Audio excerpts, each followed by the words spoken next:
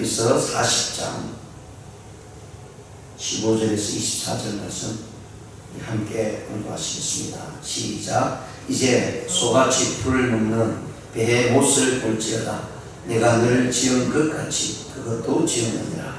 그것의 힘은 그리에 있고 그 뚝심은 배의 힘줄에 있고 그것이 꼬리치는 것은 백향목에 흔들리는 것 같고 그 넓적다리 힘줄은 서로 얽혀 있으며 그 뼈는 독관 같고 그 뼈대는 쇠막대기 같으니 그것은 하나님이 만드신 것 중에 어떠니라. 그것을 지으시니가 자기 칼을 가져오기를 바라노라.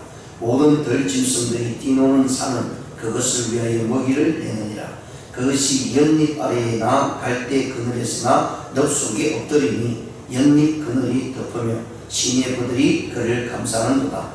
강물이 소용돌이 칠지라도 그것이 놀라지 않고 요단강 물이 쏟아져 그 입으로 들어가도 태연하니 그것이 눈을 뜨고 있을 때 누가 능히 잡을 수 있겠으며 갈고리로 그것의 코를 갤 수 있겠느냐. 아멘. 오늘 말씀 15절에서 24절 있는 말씀을 가지고요.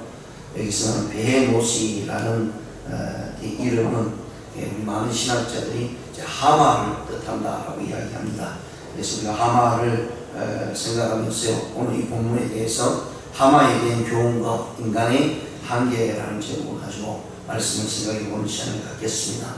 이제 하나님께서 두 번째로 말씀하시는 것 중에 이제 본론 부분이에요. 그래서 오늘 1절에서 14절까지는 이 동물들에 대해서도 분명히 말씀을 해주고 있는 것을 우리가 살펴봅니다. 욥에 대한 부분들을 이야기를 해주고 있고요. 그 다음에 15절부터 이제 하마를 통해서 인간의 무능력함에 대해서 말씀을 해주고 있습니다. 즉 욥의 교만과 무능력을 깨우치기 위해서 이제 하마의 이 동물적인 이 모습 가운데 구체적으로 묘사해주고 있는 것을 볼 수가 있고요. 그래서 하마의 생태뿐만 아니라 하마의 힘, 그 다음에 하마의 식성, 하마의 평화로운 기질을 통해서 욥과를 비교를 해주고 있는 내용이 오늘 이 본 말씀입니다. 그래서 15절에서 18절까지는 주로 하마의 생김의 자체에 대해서 이야기를 해주고 있고요. 19절에서 24절까지는 하마의 생태를 묘사하고 있는 부분으로 나타내주고 있습니다.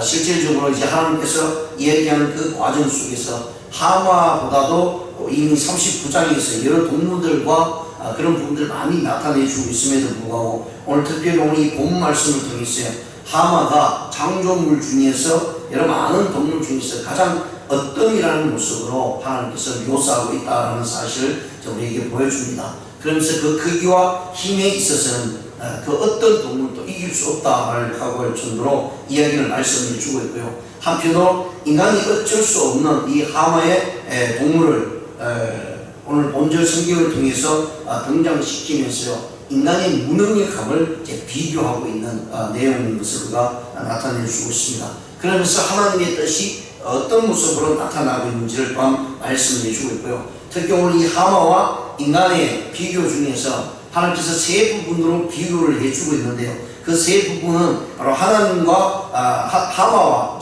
이 동물 하마와 다른 동물과의 관계에 대해서 이야기를 해주고 있고요. 또 하마와 인간의 비교, 즉 욥을 바라보면서 하나님께서 하마와 인간의 모습들을 비교하면서 인간의 무능력함에 대해서 말씀해 주고 있고요. 그러면서 그 하마가 그 능력이 있고 힘이 센 하마라 할지라도 하나님과의 비교 관계에 있어서는 아무것도 행할 수 없다. 왜냐하면 하마가 하나님으로부터 지원받은 피조물이기 때문이다 라는 사실을 강조하고 있습니다. 그러면서도 하마의 독특성을 가지고 이야기하면서 인간의 비유를 하죠. 그러면서 그 인간이 하마에 대해서 이길 수 있는 힘이 있겠느냐. 역시 마찬가지로 하나님의 형상으로 지원받은 인간이라 할지라도 이 인간은 피조물이기 때문에 하나님 앞에서 아무런 대변할 수 있는 능력이 있을 수 없다라고 이렇게 말씀을 해주고 있습니다. 그래서 힘과 그 능력의 하마에 대해서 충분히 이야기를 하면서요. 거기에 비하면 인간은 하나님 앞에서 아무런 능력도 없다는 사실을 분명히 깨우쳐주고 있다는 것을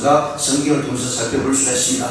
그렇다면 우리가 이 세 상종적인 비교에서요. 먼저 하마와 다른 동물과의 관계를 보면은 오늘 본문 말씀에서 15절에서는 이렇게 얘기합니다. 이제 소같이 풀을 먹는 배의 못을 볼지어다 내가 너를 지은 것 같이 그것도 지었다 라고 말씀합니다. 사람을 지은 것 같이 하마도 하나님께서 지으셨다 라고 이야기죠. 실질적으로 하나님께서 천지 창조를 하실 때 모든 것을 다 만들어 놓고 마지막 창조한 것이 바로 인간입니다. 그러면서 그 인간이 가장 나중에 만들어짐에도 불구하고 그 만들어 놓은 모든 것에 대한 하나님께서 지배할 것을 또 정복할 것을 다스릴 것을 말씀을 해주고 있습니다. 그만큼 인간이라는 것은요 하나님부터 하나님 형상을 받을 뿐만 아니라 모든 능력을 주셨습니다. 그럼에도 불구하고 인간이 그 능력을 온전히 발휘하지 못하는 것은요 죄를 지음으로 말미암아 하나님 앞에 나설 수가 없고 하나님 앞에 자기 의를 나타낼 수 없다는 사실을 하마를 통해서 말씀을 해주고 있고요. 또 많은 신학자들은 이렇게 얘기합니다.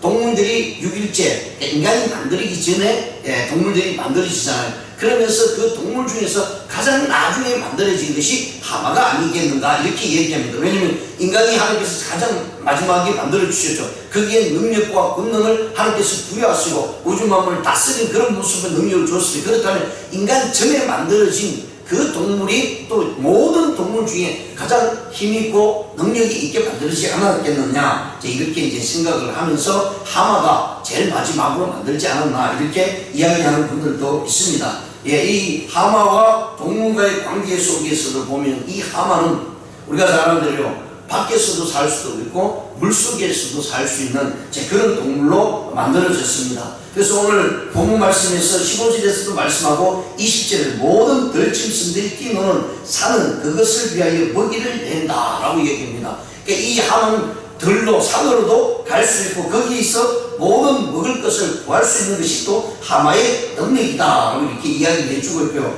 22절에 보시면 이렇게 얘기합니다. 연잎 그늘 덮으며 시내 버들 그늘 감싸느라 그러니까 강물에 들어가도 모든 숲이 이 하마가 들어가 있는 그 물속에 있을지라도 이 하마는 결코 그것으로 인해서요 이렇게 위험을 받거나 그것을 인해서 어려움을 겪지 않는다라고 이야기합니다. 그러면서 주위에 있는 모든 풀숲이 이 하마를 숨길 수 있고 또 보호할 수 있다는 사실을 이야기를 해주고 있는 것입니다. 그리고 계속해서 이어서 말씀하신 것이 23절에 강물이 소용돌이 칠지라도 그것이 놀라지 않고 요단 강물이 쏟아져 그 입으로 들어가도 뛰어나다라고 이야기합니다. 이건 굉장한 모습으로 나타나고죠. 바다 이 강물들이 아무리 물이 넘치고 소용돌이 칠지라도 그것 때문에 이 하마는 전혀 걱정 의심을 하지 않는다는 얘기입니다. 그리고 그것으로 인해서 요단강 물이 쏟아져 넘친다 할지라도 그 입으로 다 삼킬 정도로 이 하마는 그것에 대해서 요동하지 않는다라는 표현을 해주고 있는 것을 보게 됩니다. 그렇습니다. 이 하마의 능력이야말로 강물에서나 또 들에서나 산에서나 그 어떤 것도 위협을 받지 않는다는 그런 독특성을 다른 동물과 비교하면서 이야기를 해주고 있는 것을 볼 수가 있고요. 그 다음에 두 번째는요. 하마와 인간의 비교를 해주고 있습니다. 15절에서도 분명히 말씀하죠. 내가 너를 지은 것 같이 그것도 지었다. 그러니까 하마도 하나님께서 지었고 인간도 하나님께서 지었다. 즉 사람이나 동물이나 하나님 앞에서 피조물로 지어진 바다기 때문에 그 어떤 힘과 능력이 있다 할지라도 하나님 앞에서는 아무런 그 능력을 발휘할 수 있다 할지라도 그것은 꼼짝을 하지 못하는 모습으로 나타내주고 있다는 것입니다. 그래서 인간이 아무리 의롭다 할지라도요 하나님 앞에서 자기 의를 나타낼 수 없다는 사실입니다. 그래서 하마를 통해서 욥이 그 의를 자랑하고 그 의를 위해서 하나님 앞에 대변하려고 할 때 하나님께서는 그 욥의 모습이 얼마나 안된 모습, 그리고 죄된 모습으로 나타나고 있는가를 말씀을 해주고 있는 것을 우리가 살펴볼 수가 있습니다. 그렇습니다. 하나님이 돌보심이 없다면 이 하마도 어쩔 수 없는 존재가 될 수밖에 없고요. 우리 인간도 역시 마찬가지로 하나님 앞에서 아무런 능력을 나타낼 수 있는 것이 아니다라는 사실을 말씀합니다. 하나님께서 우리에게 힘과 능력을 주시고 지혜를 주시고 우리 삶에 생명을 주셨기 때문에 우리는 살아갈 수 있는 능력이 있다는 것입니다. 그래서 한순간도 우리에게 주어진 이 모든 삶 속에서 내가 의롭기 때문에 내가 힘이 있기 때문에 능력이 있기 때문에 나는 하나님 앞에서 당당하다라고 하는 모습으로 나간다면 그것은 하나님의 영광을 가질 뿐만 아니라 하나님께 도전하는 모습이 될 수밖에 없다라는 사실을 욥을 통해서 우리에게 말씀을 해주고 있고요. 그 다음에 세 번째는요. 하마와 하나님과의 관계에 대해서 분명히 이야기합니다. 그것은 앞에서 15절에서 말씀해 주는 것이 하마와 하나님과의 관계는 피조물과 창조주의 관계라는 사실을 분명히 말씀해 주고 있고요. 동물 중에 어떠므로 물속과 물 밖에서 활보할 수 있다 할지라도 하나님 앞에서는 피조물일 수밖에 없다는 사실을 하나님께서 강조하고 있습니다. 19절에 보시면 그것은 하나님이 만드신 것 중에 어떠미라 그것을 지으시니라 자기 칼을 가져오길 바라노라 라고 말씀합니다. 어떤 동물도 어떤 사람도 하나님을 대적해서 이길 수 없다는 사실을 분명히 말씀을 해주고 있고요. 그래서 욥에게 네가 의로운 일들을 행하느냐 너는 피조물이다 라는 사실을 분명히 상기시키고 있다는 것입니다. 그래서 욥이 지금 하나님으로부터 이런 말씀을 들을 때 빠른 시간에 자기의 의로운 모습이 얼마나 하나님 앞에 죄악된 모습으로 나타나고 있는가를 알고 회개하기를 원하고 있다는 사실입니다. 그래서 하나님께서 처음에 얘기하고 두 번째로 이렇게 얘기하는 이유는 욥을 하나님 빨리 깨우쳐서 하나님 앞에 엎드려지기를 원하고요. 자신의 모습을 온전히 알아보기를 원하고 있다는 거예요. 그런데 많은 사람들은 오늘날 살아가는 우리 그리스도인들까지요. 우리의 의로움을 나타내기를 좋아하지만 나의 잘못된 모습, 나의 죄악된 모습을 들춰내기를 싫어하죠. 그리고 그것도 찾아보기도 힘들 정도로 그것을 무감각 상태에서 살아가고 있다는 사실을 말씀합니다. 왜냐하면 내 의를 나타낼 때 내 안에 죄악된 모습, 죄된 모습은 전혀 볼 수 없고 찾을 수도 없기 때문이라는 사실을 하나님께서 욥에게 상기시켜주고 있다는 것을 우리가 살펴볼 수가 있습니다. 특히 본문에서는요, 하마의 의연하고 느긋한 속성, 그리고 욥이 반드시 본받아야 할 성품이다라는 사실을 또한 말씀을 해주고 있는 것을 보게 됩니다. 23절에 보시면 강물이 요동 소용돌이 칠지라도 그것이 놀라지 않고 요단강 물이 쏟아져 그 입으로 들어가도 되어나니, 이 하마의 특성을 이야기를 해주고 있으면서요, 욥에게 요구하고 있습니다. 세상에 분주한 일들이 수없이 많고 세상이 요동친다 할지라도 하나님을 의지하면서 그것에 대해서 놀라지 않고 두려워하지 않고 도리어 태연한 모습으로 임할 것을 이야기해 주고 있습니다. 근데 지금 욥의 상태는 우리가 너무 잘 알고 있잖아요. 욥의 상태 정도 되면 그 누구도 그 상태를 이길 수 있는 사람이 과연 몇 명이나 될까요? 성경은 분명히 욥이 엄청난 믿음의 사람이었다는 사실을 처음부터 말씀을 합니다. 그래서 그의 믿음의 고백은요, 주시는 자도 여호와시요 취하시는 여호와시라고 하는 엄청난 고백을 통해서 전적으로 하나님을 의지하는 믿음의 사람이었고, 그는 날마다 하나님을 두려워하고 그는 경외하는 그런 모습 속에서 제사를 지내고 예배를 드렸던 사람이었습니다. 그런데 그의 모든 상황이 갑작스러운 일로 인해서 일어날 때 그의 마음은 요동칠 수밖에 없고요, 그의 삶은 뒤죽박죽이 되어 결국은 모든 것을 포기할 수밖에 없는, 차라리 하나님 나에게 죽음을 달라고 하는 그런 모습을 보면서 그 어려움과 고통 속을 이길 수 있는 사람이 과연 몇 명이나 될까요? 그럼에도 불구하고 하나님은 우리에게 요구합니다. 참고 인내하라, 그리고 평안함을 가지라 라고 말씀을 해주고 있습니다. 그것은 우리의 힘으로 되지 않죠. 그래서 욥이 하나님 앞에 나가서요, 자기의 의를 나타내기 전에 먼저 자신의 모습을 온전히 바라보고요, 하나님의 도움의 손길을 바라는 그런 모습으로 나가야 되고요, 나의 제약된 모습이 있다면 그것에 대해서 회개해야 됩니다. 아무리 어려운 행동을 했다 할지라도 하나님 앞에 설 때 나의 나약함을 하나님께 솔직히 내어놓고 하나님의 도움의 손길을 구한다면 하나님께서 그의 회개와 함께 그의 삶을 온전한 모습으로 이끌어갈 것입니다. 그것이 이제 이 40장 이후에 하나님을 통해서 나타내주고 있는 모습입니다. 욥이 회개하고 자신의 모습을 드릴 때에 하나님의 인도하심과 하나님의 축복의 역사가 이어지는 것을 우리가 성경을 통해서 분명히 살펴보게 됩니다. 그렇습니다. 인간의 능력은 분명히 한계가 있습니다. 우리의 능력은요, 하나님을 뛰어넘을 수 없다는 사실을 분명히 말씀을 해주고 있겠습니다. 그리고 그 능력의 한계는요, 첫 번째 신적인 영광을 입을 수 없다는 것입니다. 우리가 신이 될 수 없다는 얘기죠. 그런데 오늘날 우리 주위를 한번 살펴보시기 바랍니다. 얼마나 많은 사람들이 자기가 신이라고 이야기를 하고 그 신이라는 그런 일을 통해서 수많은 같은 인간의 사람들의 영혼들을 유혹해서요, 하나님과 멀어지게 하고 시욕으로 데려가는 일들이 얼마나 많이 있는가를 볼 수가 있습니다. 역사상 자기를 신으로 여겼던 사람들이 많이 나타났습니다. 그 중에 성경의 인물에서는 헤롯이었습니다. 그는 하나님 앞에서 서는 순간 그 순간에도 자기가 신인 양 외쳤습니다. 그럴 때 하나님 앞에서요, 징계를 받을 수밖에 없고 멸망을 받을 수밖에 없었다라는 사실을 우리에게 보여주고 있고, 특히 또 이 역사 가운데서요, 우리 한국을 침략했던 일본의 천황 히로히토 역시 마찬가지로 자기는 신이라고 부르짖었습니다. 그러나 세계대전 이름과 함께 나라가 멸망하는 그런 모습들을 우리가 역사 가운데 경험을 해주고 있습니다. 아무리 그 인간이요 훌륭한 성덕을 쌓는다 할지라도 그는 인간에 불과하고 그 모든 영광을 인간이 차지할 수 없다라는 사실을 분명히 말씀을 해주고 있는 것을 우리가 성경을 통해서 살펴볼 수가 있습니다. 그렇습니다. 사랑하는 성도 여러분, 우리는 신적인 영광을 우리가 누릴 수 없습니다. 그 모든 영광은 오직 하나님께 드려져야 된다는 사실을 말씀을 해주고 있고요. 두 번째로 인간의 한계는요, 신적인 안목을 가질 수가 없습니다. 우리 눈이 아무리 밝고 우리 눈이 그 사람의 마음을 꿰뚫는다 할지라도 신적인 능력을 가지지 못하는, 안목을 가지지 못하는 것은 그 인간도 죄인으로 살기 때문이라는 사실이에요.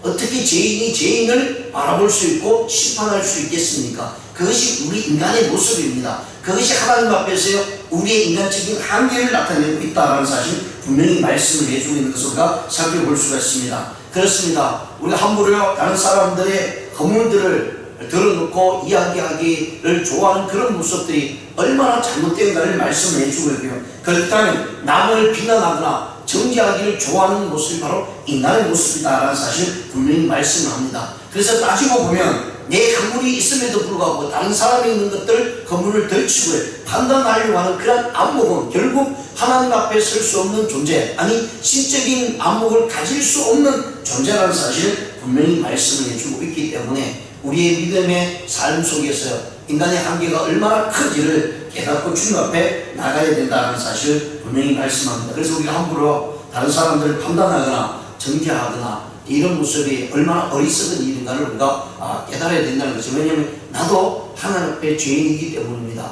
아무리 의인의 삶을 산다 할지라도 하나님 앞에서는 아무것도 내어놓을 수 없다는 사실을 알 때에 우리는 주님 앞에 겸손해질 수밖에 없다는 사실이고요. 그 다음에 세 번째는요, 신적인 처형을 감행할 수 없다는 사실입니다. 사실 어느 나라 할 것 없이 인간 사회는 나름대로 다 법들이 있습니다. 형법이 있고요. 그리고 범죄자가 생기면 그에게 맞는 상당한 형량을 선고하는 그런 법의 집행이 가해질 것입니다. 자, 그럴 경우에 따라서 때로는 사형이 집행이 되는 나라들도 많이 있습니다. 이런 사회의 질서를 유지하기 위해서 그 부분들을 행하고 있다는 것을 우리도 또한 너무나 잘 알고 있습니다. 하지만 사람은요, 누구도 다른 사람을 그가 지은 범죄의 분량대로 끌어다가 지옥에 던질 수 있는 것이 아니다라는 사실을 분명히 말씀을 해주고 있습니다. 사람에게는 그런 고난이 주어지지 않았다는 얘기입니다. 때로는 아무리 훌륭한 판사를 할지라도요, 자신의 그런 잘못된 오판으로 인해서 판결을 잘못 내릴 수도 있다는 것입니다. 왜냐하면 인간은 완벽하지 않기 때문이죠. 인간은 언제나 부족한 부분이, 미약한 부분이 항상 있기 때문에 그것보다 더 앞서서 우리가 생각하기는 우리는 죄를 가지고 태어난 상태이기 때문에 그 죄인이 다른 사람들의 형벌들을 판단할 수 없다는 사실을 분명히 말씀을 해주고 있습니다. 그래서 주님께서도 우리에게 분명히 말씀합니다. 몸은 죽여도요, 영혼은 능히 죽이지 못하는 자들을 두려워하지 말고 오직 몸과 영혼을 능히 지옥에 멸하는 자를 두려워하라 라고 말씀합니다. 오직 하나님만이 우리의 영광의 대상이고요, 하나님만이 인간의 모든 생사복을 주장하고 판단하시는 분이 여호와 하나님이라는 사실을 우리에게 분명히 말씀을 해주고 있는 것을 보게 됩니다. 그러기에 우리의 모든 삶은요, 하나님 앞에서 연약한 부분이 있다는 사실을 깨닫고 주님 앞에 우리 자신들을 온전히 내려놓는 것만이 우리가 살 길이라는 사실을 말씀합니다. 그래서 하나님이 욥을 향해서요, 하만을 통해서 분명히 깨우쳐 줍니다.